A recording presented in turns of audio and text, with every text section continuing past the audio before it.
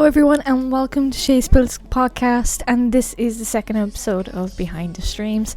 If you don't know who I am, hello, my name's Shalane, aka Shay. I'm an Irish variety streamer here in Ireland, and this is a new podcast series I've started last week on the 15th of October, which is just having a chat with a couple of streamers from Ireland and abroad. And this week's guest is Stevie, aka Fluffiezombie.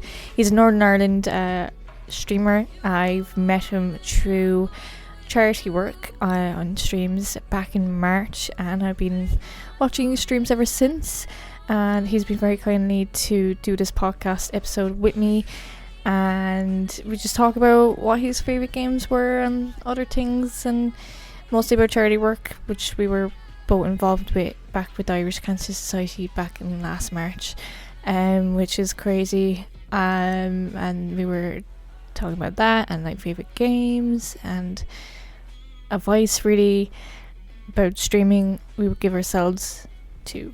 And with that, here's the interview. Perfect. Yes, scary.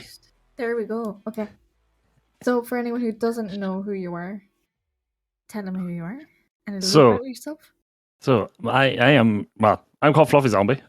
As many names I go by is Fluff and Fluffy, and my actual real name is Stevie. I'm based in, I suppose you say I'm based in Ireland, but I'm based in Northern Ireland. Always class myself as a bit of an Irish streamer, just for handiness sake, for various reasons. Yeah, a lot of interest in gaming. Been gaming since, I would say, as I learned yesterday, somebody didn't even know what Crisis was, so I felt very old.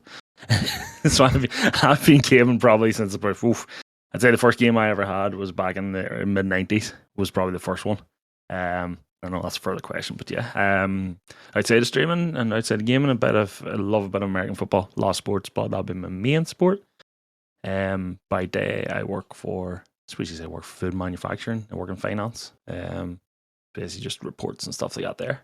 And yeah, I think that's pretty much a good summarized version of who I am. So what you could say. And how did you get into streaming?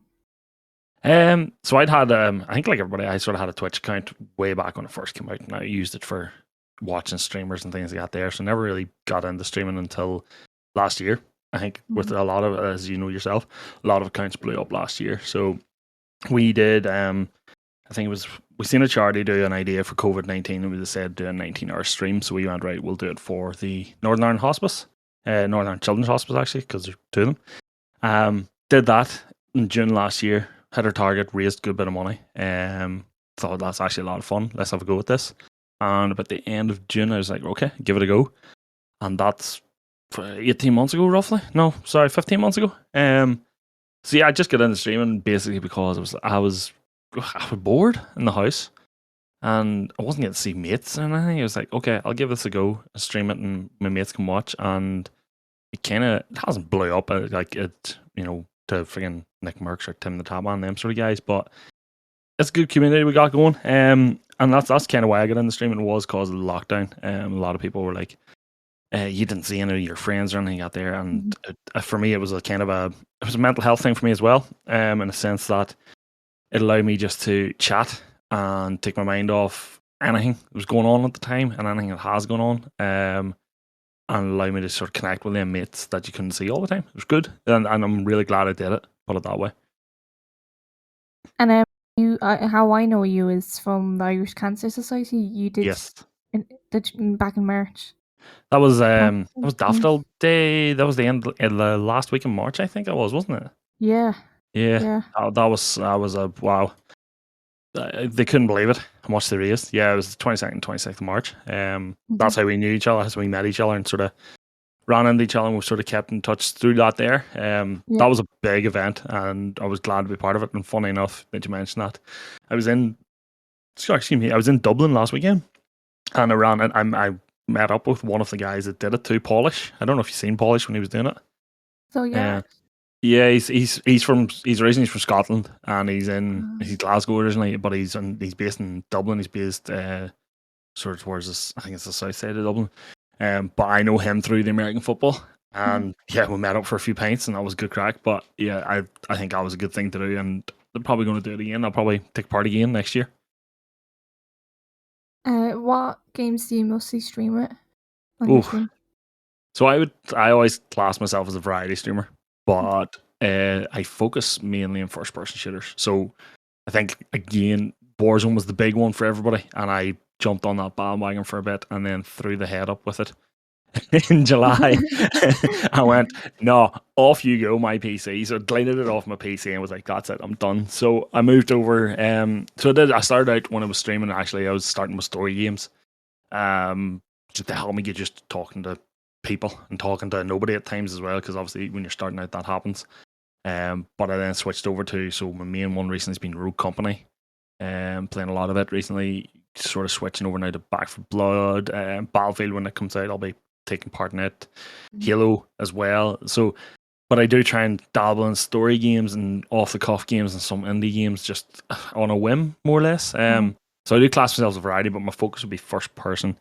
I do enjoy a good story game, and we do enjoy a good multiplayer game, and like community based games as well, like your Jackbox Party Packs, and what was the one we played a while ago, Pico Park, which was off the cuff indie game. It was chaos to say the least. It's like herding sheep, so it was. But it was so much fun. That's why I'll pick a game and I'll try a game. I'll try it a couple of times. Probably same as yourself. You'll try a game a couple of times, and if you like it, that's cool. But if your community isn't really picking up on it, your viewers aren't picking up on it, you'll not go near it again. And that's kind of why I switched over to Rogue Company as my main game. Because Warzone just stopped doing it for me. And then I knew I could play Rogue Company and I like it. And we took part in a league over the weekend there. I'm not going into too much detail. It didn't go to plan for, I think, most of the league itself. So we're going to aim to do more competitive gaming through the Honoris team that I'm a member of as well. But yeah, that's pretty much what I would play. And I'll play random games. You take a whim, find a game randomly on TikTok or something, and you'll want to try it. That sort of thing as well. What has been the most memorable moments you remember from your first few months of streaming? Ooh, for memorable moments, gosh, do you know what? I can't even mind anything before probably September last year. Okay. I'm trying. Did anything happen in my first few months that was memorable? I kept going, probably. Yeah. To be honest, I'll go back even to the first stream, the charity stream. That was probably the most memorable moment because so the football club I'm a member of as well, they affiliated with the hospice, and we went for it. Right, me and my younger cousin, his family have availed of the services from the hospice a long way ago. Okay, let's go. We'll do it. And we hadn't even started the stream. We were a week away from starting, and we had our first goal. I was like, okay, let's go again. And we hit our goal with like 7 hours left in the stream. And that was probably my favourite moment in my first couple months. My most memorable one was hadn't a community, hadn't built a crowd up, a viewer base up or anything. And there was still a good sense of enjoyment of streaming. There was a good sense of accomplishment from it too. But yeah, there wasn't too many memorable moments in the first few months of streaming. Probably meltdowns at the computer not working at times. Probably about it, yeah. What has been your favorite highlight from your stream so far?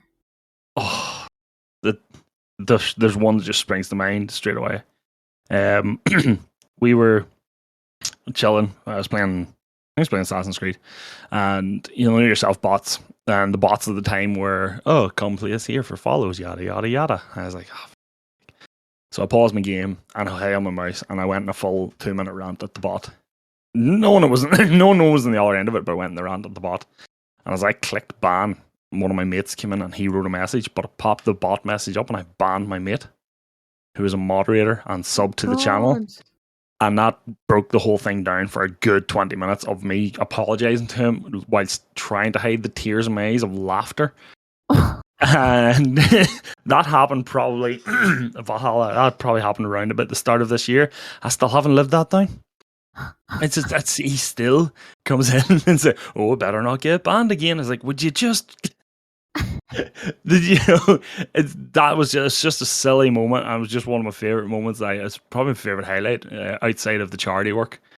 It's my favorite highlight. It was just that randomly. It's just, and I think it did say, and I hope you don't mind the lines. I think I said, "Hey bot, fuck off, and I just hit the Well, you can button. swear, yeah. Just checking, you'd be polite and check. And I literally bot just fuck off, and I clicked the button, oblivious.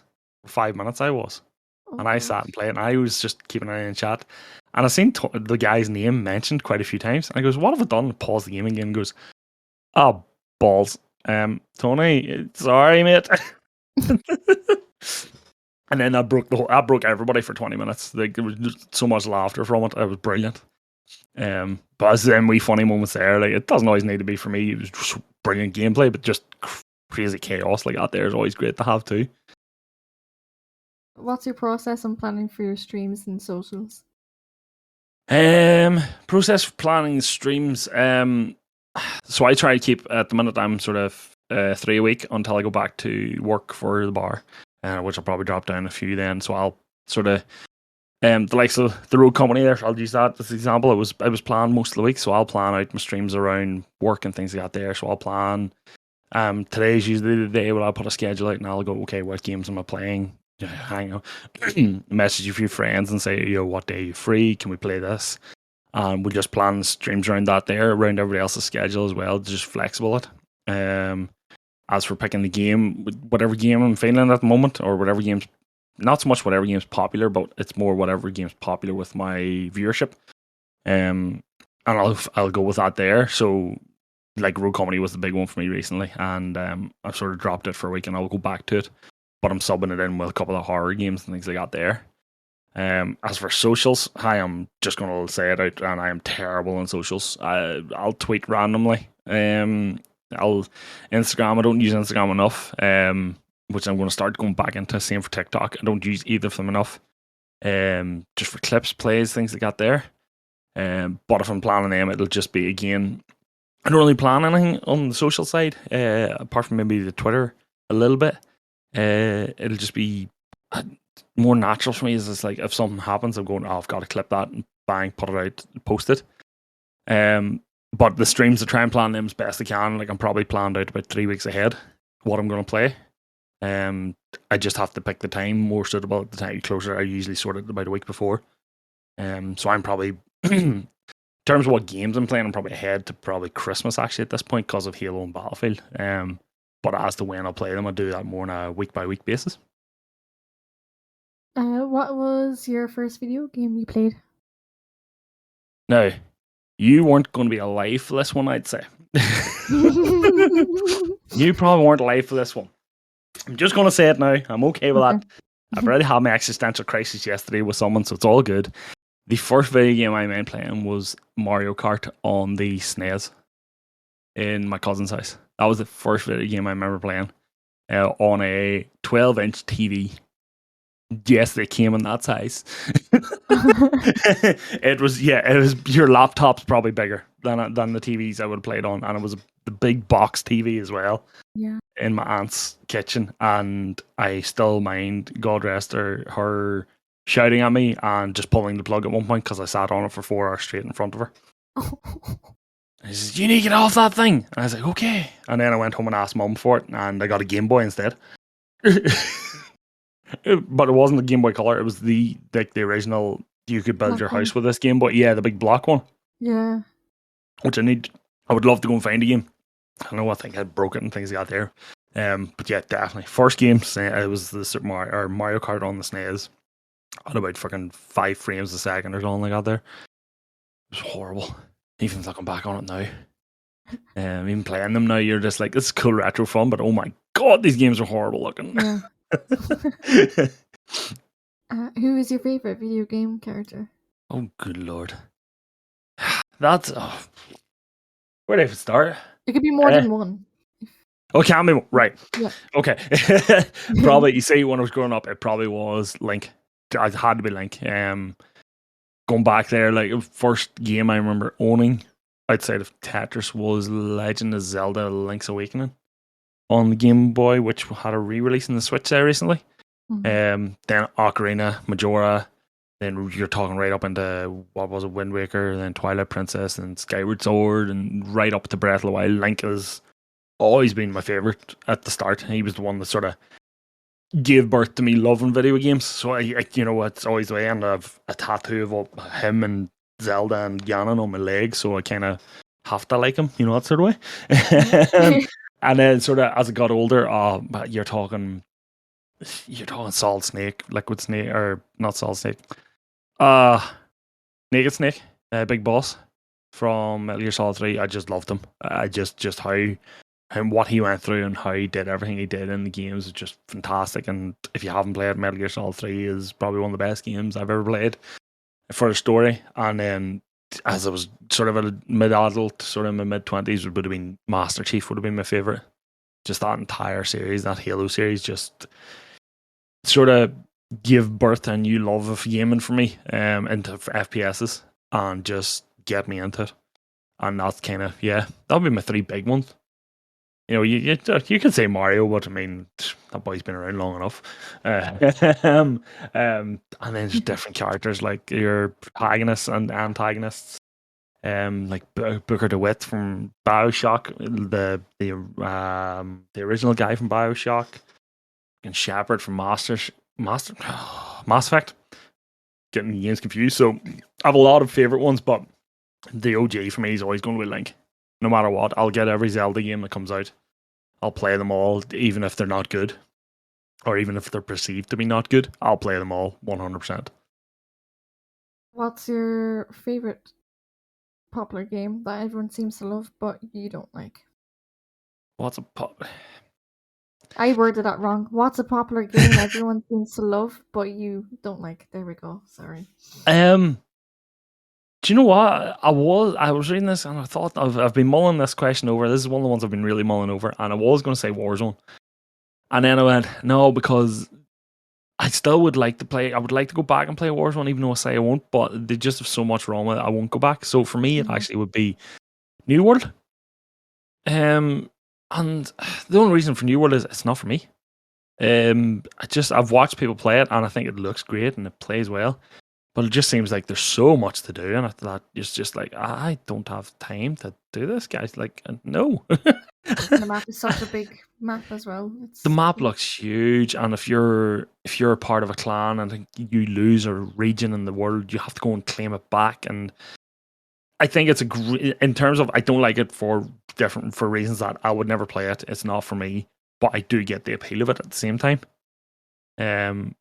So that's kind of, it's like a double edged. I don't like it. If I had time, if it was younger, probably would like it more. But right now, it's not for me.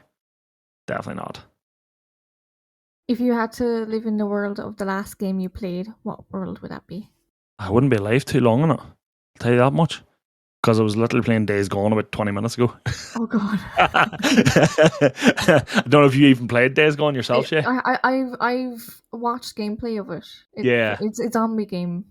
Yeah, it's basically a big open world zombie game from, I think it's Ben Studios, you call them, and it's very resource management based. It's pretty much a Walking Dead game.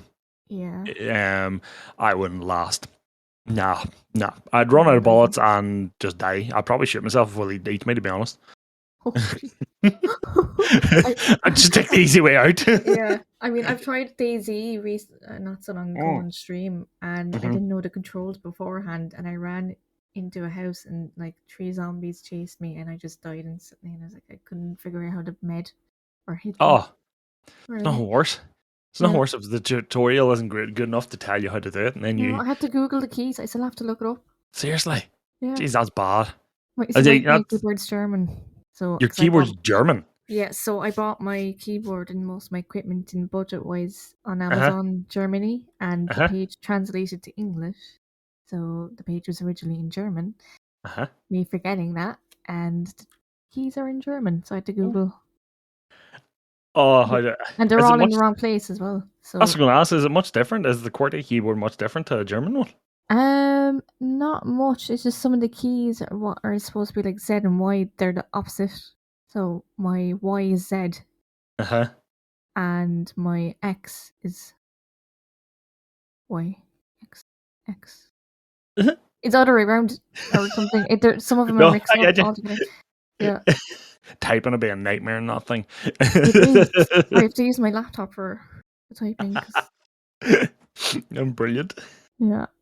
If you could delete one game forever, what would it be? But don't give the plot to anyone who haven't played the game Oh, for spoilers. one complete, like forever. Oof. I had this one in my head too, and the more I thought about it is I can't do it. The first answer for me was going to be Fortnite. It was. Oof. And I says, if I delete, I sort of put the, parallel universe hat on, and I said, if you deleted Fortnite, you don't get Warzone, you don't get any other battle royale that ever come out afterwards. So it was like, no, we got to keep Fortnite. Necessary evil. I tried to play Fortnite, not for me, but I wouldn't delete it. What one would delete forever? Oof. Oh my god.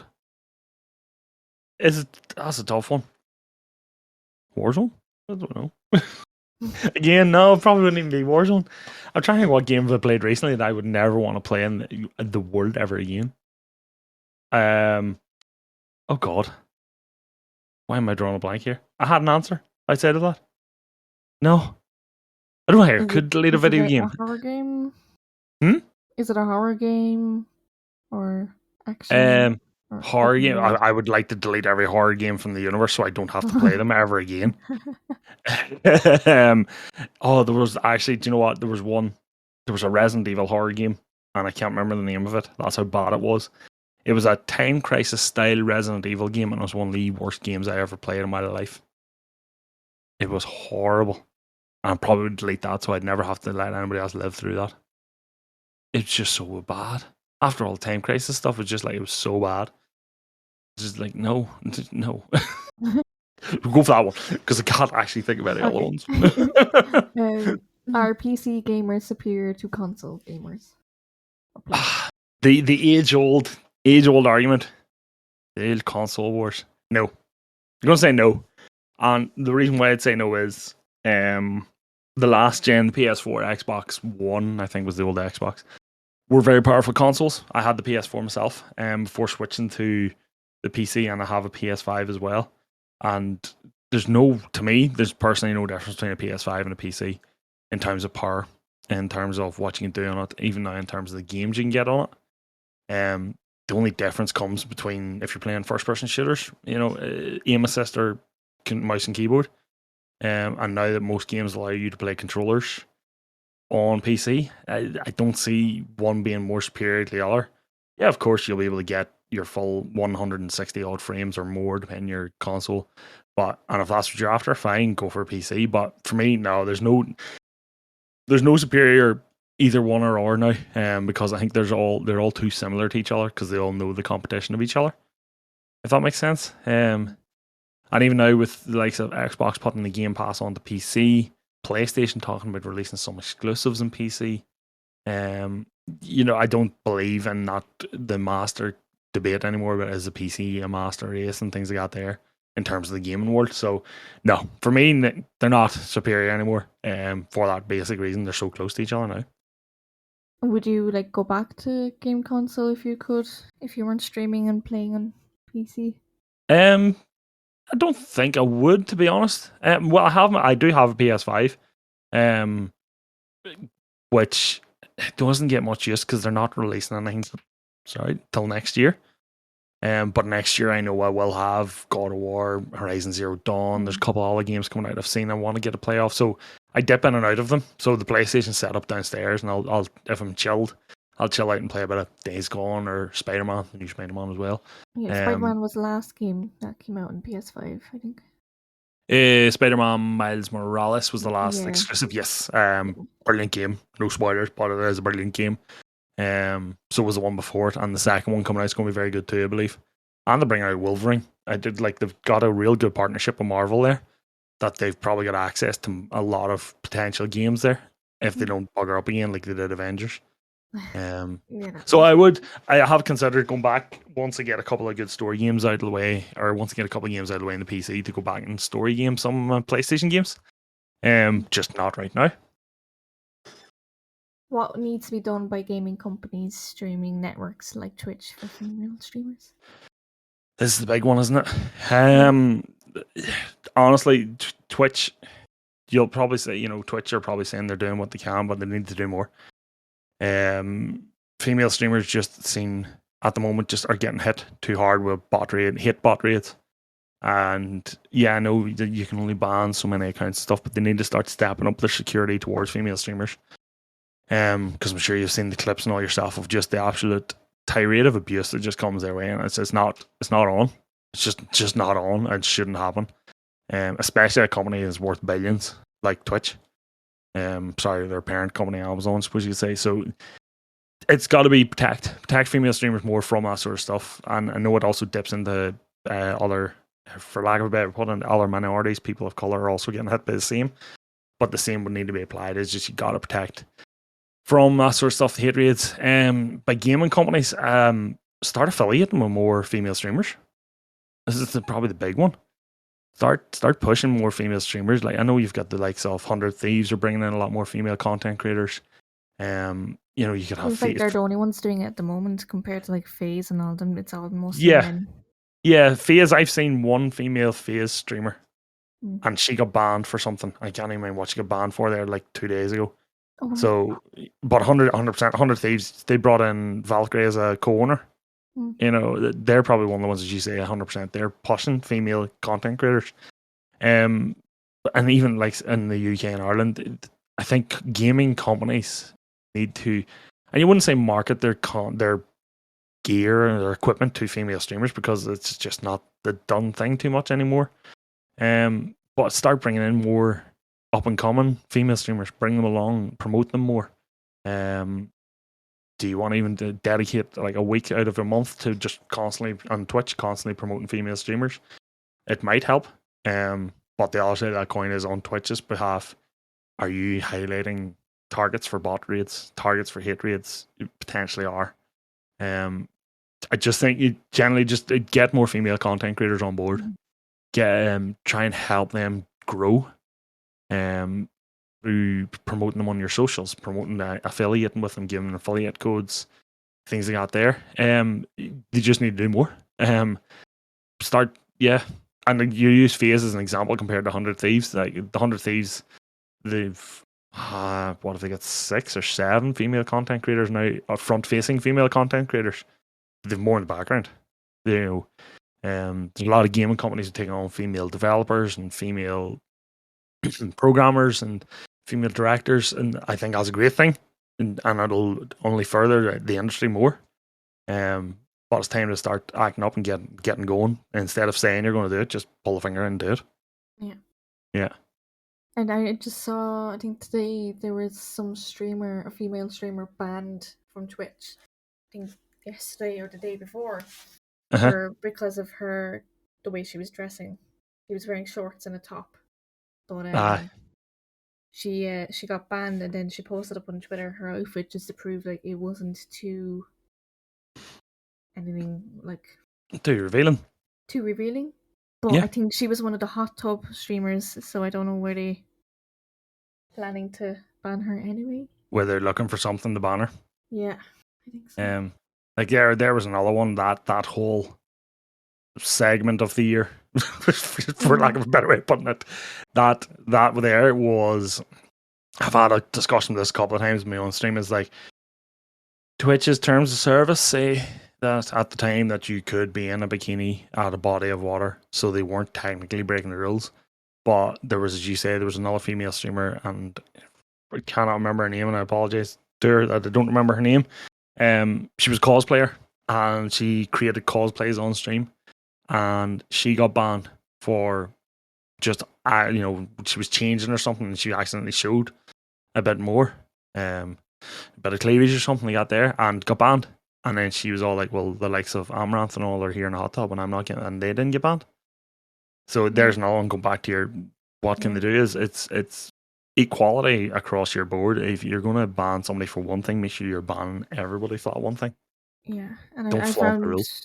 when I was looking for female Irish streamers for the podcast, Twitch UK and Ireland Twitter posted a video back in March. So I don't know if it was before the charity streams were happening, and they showed us like those Twitch clips, snippets, collages. They had that, and it was all men. So they got a massive outrage of that, but most of the female streamers who are Irish replied back, but also all the people who were in the video came and said, no, you need to put more female streamers out there Yeah. as Was well. was that the one that Jacksepticeye was in as well? Yeah. Yeah. That one. Like, I love Jacksepticeye. I think his content's great. I think he's hilarious. I think he's good crack. But he doesn't need that kind of promotion. Mm. Man's massive. No, if you think about it, he's already big enough. He's not really big enough. He's in a film with Ryan Reynolds. He's big enough, Yeah. But yeah, I know the video you're on about. Yeah, and there was so much uproar about that there, and it's like, was it for a Women's History Day or something like that? I think that's what it was for. I don't know. I can't remember. But I know the one you're on about, and yeah, so much uproar. You put all men on it. Why? Yeah, and unfortunately, I think even when I contacted those streamers for the podcast, I haven't got a reply back. It's been 3 weeks, which obviously they're really busy, but I had to come back to me and, they couldn't do it because of scheduling, which is completely fair. But, there's some of them like still waiting. Yeah. And there's another thing they could probably do as well is introducing more tags. Yeah. One thing I have really appreciated is them bringing in the Ireland and Northern Ireland location tags. Because it allows you to go and find streamers in Ireland and Northern Ireland. Yeah. And I'll take a day and I'll go on and I'll just watch people from Northern Ireland stream or people from Ireland stream and just hang out. But more female orientated tags was, for lack of a better way about it. I'm not even sure what more they could put in to help discoverability, because we all know Twitch's discoverability can be a bit trash. That'll be a big thing I think we need to do as well. Massively. What have you learned from your mistakes in streaming? Turn your viewer count off. Always. Yeah. Always. What have I learned? Turn viewer count off. And the first day I did turn it off, I noticed a complete change in my attitude towards the stream. Complete change in the content and how I approached it. Because you're not number watching. What other mistakes have I learned? Always check your equipment. I'm having a serious issue at the minute with my equipment, and no matter what I do, so I'm going to have to potentially go and replace something. Oh yeah, the big one is make sure you're not muted. My problem still to this day. Yeah, it's that problem I don't think will ever go away, But probably one of the biggest mistakes I made way back at the start was too much variety. It kind of leads into the next question, so I'll not go into it too much, but I was streaming too many different games. So audience for, I think at the time I was playing Control start, so my audience for Control wouldn't have watched Warzone or wouldn't have watched Road Company. Things I got there, it's and I learned very quickly is that niche yourself to a couple of different games. Certain times of the year, Halloween, things I got there, charity streams, expand the board, go for more games. But always have that. The other mistake was scheduling. Back at the start, wouldn't have had a fixed schedule. Wouldn't have picked a day. I would have said every week it would have changed. I'm going to stream on Tuesday and Friday this week. I'm going to stream on Monday and Wednesday this week. And I noticed very, very quickly I wasn't getting repeat viewers in because I wasn't streaming the days they were available. And it was small at the time as well. I wasn't as starting out, so I didn't have many followers. So it's kind of hard to gain those viewers. So I learned quite quickly, pick a schedule and stick to it. And my schedule has not changed much since about the start of the year. I think I stream the same days every week since the start of the year, with a few extra streams through in and a few changes through in, but not every single week. Probably once or twice a month. Big one, yeah. What would your advice be for a new streamer? For the new streamer, definitely niche yourself. If you start streaming Warzone, stay at Warzone for a month, 2 months, 3 months. No matter what, I know the state of it right now, but pick a game and stick with it. Get yourself an audience in, and soft. If you want to go to variety, like myself or yourself, Shay, my advice would be softly to it. If you're streaming 3 times a week, stream 2 of your main game and 1 of a softer game, a different game you want to play. The other thing is schedule yourself. Make sure you have time for everything. Make sure you have time to stream. Make sure you have time to look after yourself, eat, sleep, all there too. But definitely plan it out. Make sure you know what days you're going live for, as we just said there. I chopped and changed, and then when I settled my stream down, I had repeat viewers. I had people talking about me to their friends, and then they were coming in to watch. Or when I rated someone, they knew what day I rated them, so they popped in before their stream and things they got there. A consistent schedule will always help you out. And the biggest thing of all is just hit go live. You don't need £3,000-4,000 worth of equipment to stream. You don't need a camera to stream. You need, if you're in PC, you need a capture card. If you're in console, you just need to hit go live, because you can stream directly from your consoles now. Go and look at any of the big streamers that started out. Go and look at the first streams. Most of them didn't have cameras. Stone Mountain 64 is another one that I would have followed way back at the start, and he never had a camera in his first couple of streams until he developed himself. And then once he did develop, he had camera on. And then further down the line, buy yourself new equipment, but you don't need to go out of your way and put yourself in thousands of pounds worth of debt to start streaming. Just hit the go live button and put yourself out there. What is the plans for your stream in the future, and what are your future goals? Oh, plans for the stream. So, yeah.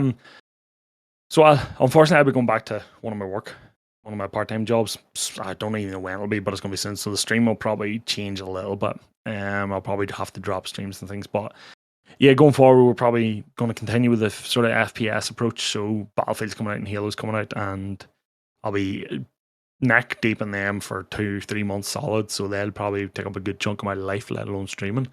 But yeah, the plans be just I'm going to keep going with that there. Say I'm part of Honors Esports now.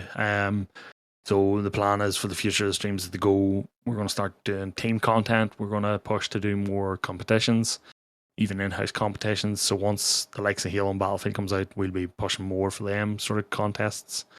As for future goals, I don't really set goals when it comes to streaming. I don't know why. I just never really do.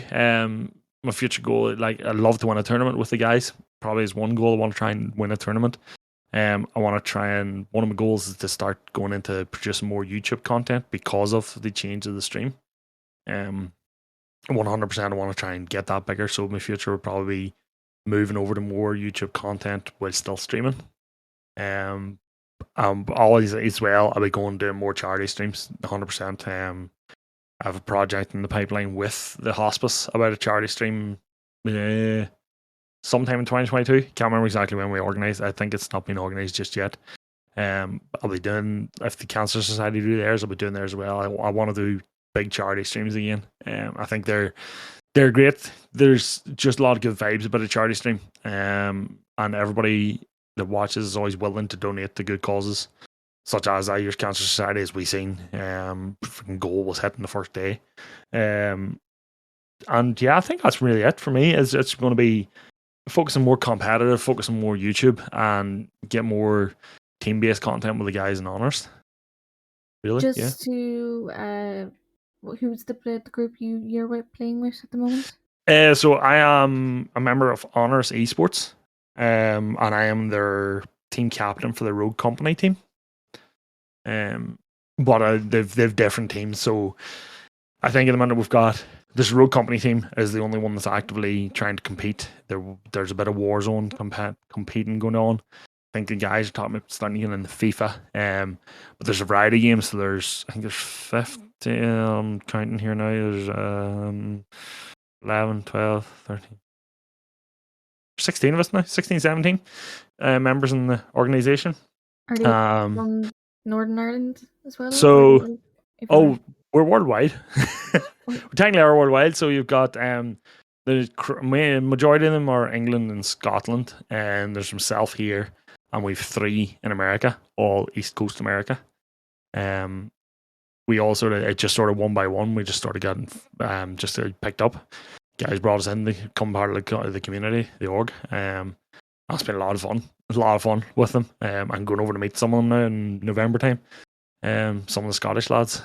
So yeah, small upcoming org. There are big plans ahead, so it's just sort of watch this space with them. Mm-hmm. And you're with the Pipeline as well. I saw that on your Twitch. I was with Pipeline. I recently cancelled my membership simply because I didn't use it. Yeah, I there's to go back to the advice for new streamers. If you can afford it, pipeline for a couple of months to get you going and give you ideas of how to do your streaming is a good tool. Community there is very good. I have a couple of friends come out of the community. When I left, I would still be friendly with them now. They've helped me with some of my socials. One of them built my PC for me. So Pipeline are a great organization, and they've two fantastic leaders in Stone Mountain who's streamed. You know, Stone Mountain's just massive, and Snoopy, I think is how you pronounce his name. Snoop, yeah. Whose background was competitive gaming, so he switched over to the streaming side. So they have their finger on the pulse in most of the streaming industry. And even if you weren't able to afford to pay for it, they've some good free content there as well. Yeah. What advice would you give yourself if you could start streaming all over again?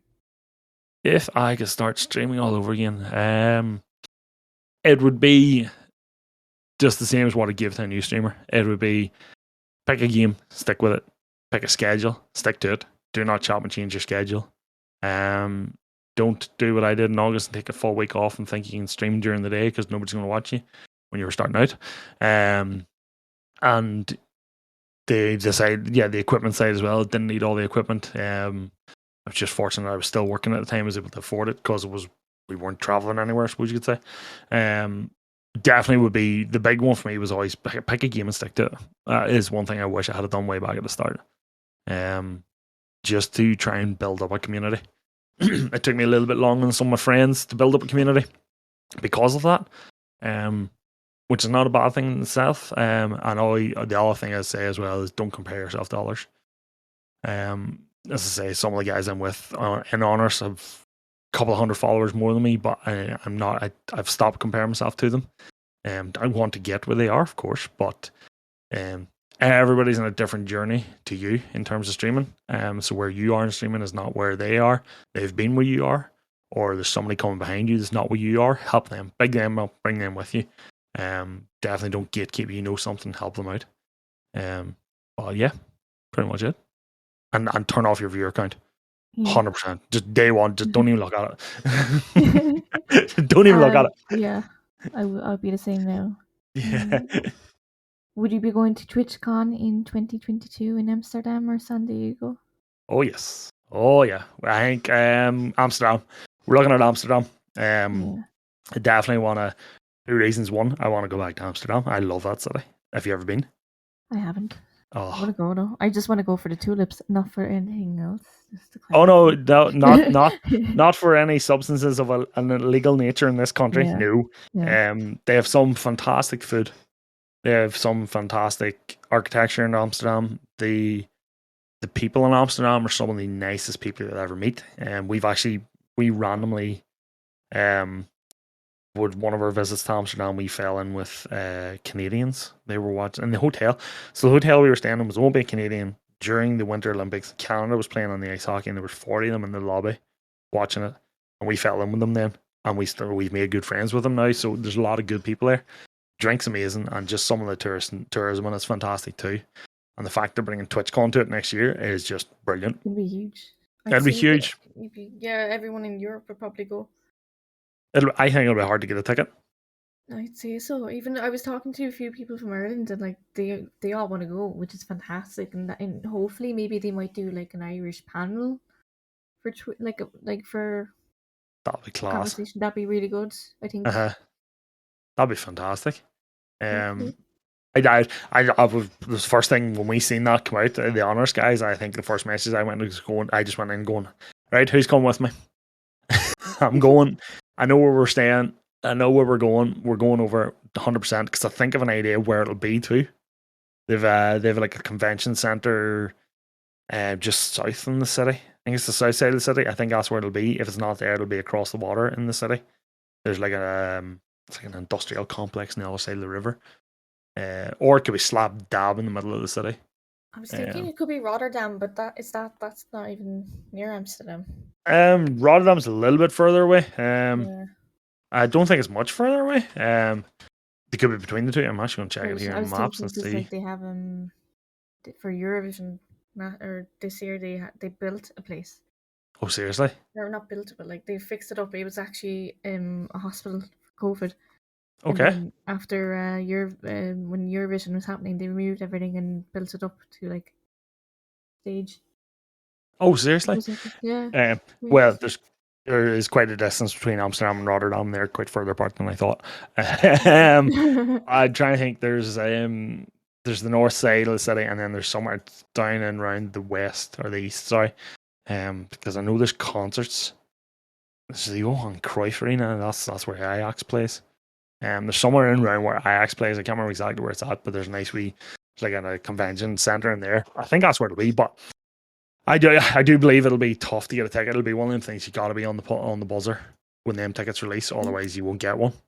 Would you So be I'll be buying there. just the one ticket, or are you gonna buy more than if you had to? Like, I'll probably buy a weekend pass or however long it's going to be, and I'll probably go over for a week, 100%. And I think the honors guys are going to talk about doing that too. I already know the hotel I want to stay in because I've stayed in it before.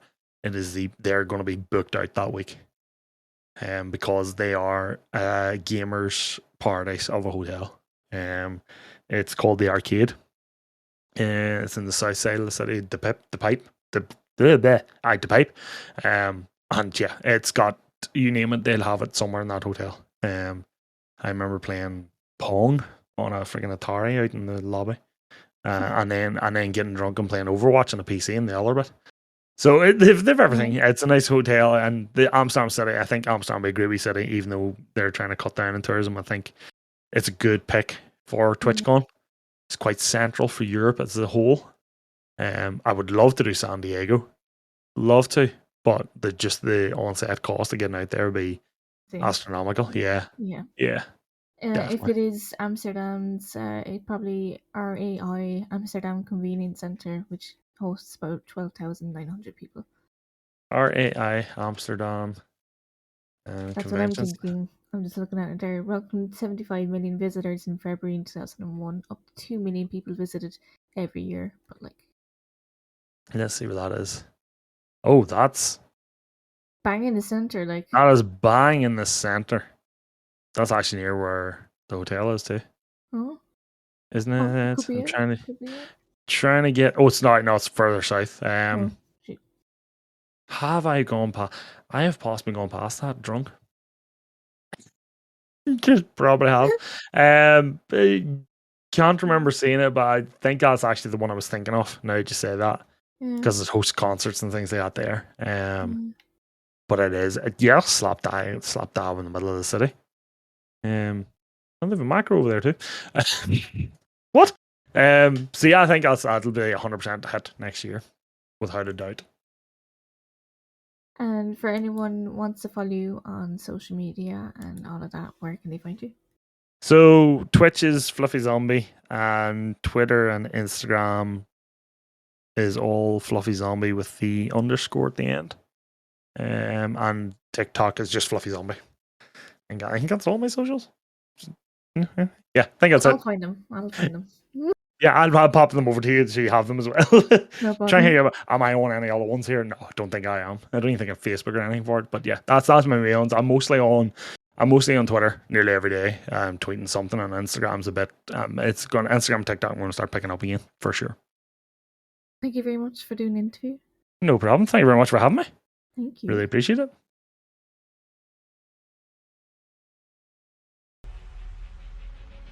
Thank you so much, Stevie, for doing the podcast with me, and make sure to follow him on his social medias. Thank you guys so much for listening into this week's Behind the Streams episode. With that, don't forget to follow me on my social media at Chelano on Twitter and Chelano on Twitch, along with my Instagram gaming, which is Chelano Gaming. It'll be below in the link on the Linktree. With that, thanks so much. And make sure to follow Stevie, aka Fluffiezombie, on his Twitch career and socials. And with that, I'll see you guys all very soon.